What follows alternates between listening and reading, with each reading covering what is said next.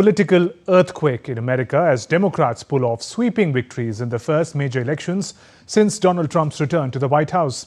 Zohran Mamdani won the mayoral contest in New York, one that garnered global attention. Two states voted to choose women Democratic governors. Abigail Spanberger won Virginia and Mikey Sherrill took New Jersey. But setbacks for Donald Trump and the Republicans did not end there. Here's more. Our hearts is waiting. Wednesday brought in an entirely new political narrative for the Americans. Democratic candidates romping home in style, inflicting serious political damage to the grand old party. Two states voted to choose women Democratic governors. In Virginia, history was made as Abigail Spanberger became the first woman to lead the state. The former CIA officer and moderate Democrat unseated Republican Governor Glenn Youngkin, restoring the governor's mansion to Democratic hands. In New Jersey, Democrat Mikey Sherrill prevailed in a fiercely fought race against Republican Jack Ciattarelli, continuing her party's winning streak in what became the most expensive governor's race in the state's history. But perhaps no election caught the fancy of the US and the world other than the mayor fight for the New York City. 34-year-old Democratic Socialist Zohran Mamdani has been elected mayor of New York City, defeating political heavyweight Andrew Cuomo and defying fierce attacks from the conservatives and even President Donald Trump himself.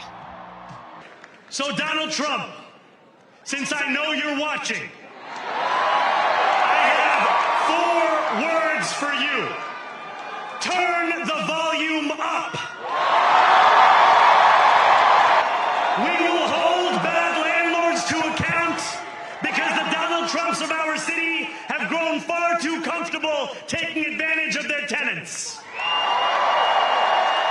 We will put an end to the culture of corruption that has allowed billionaires like Trump to evade taxation and exploit tax breaks.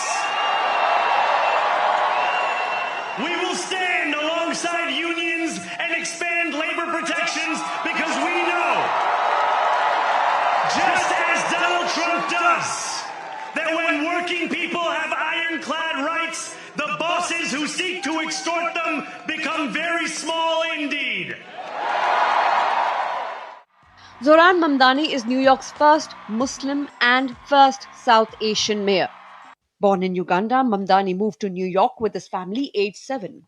He attended the Bronx High School of Science and later earned a degree in Africana Studies.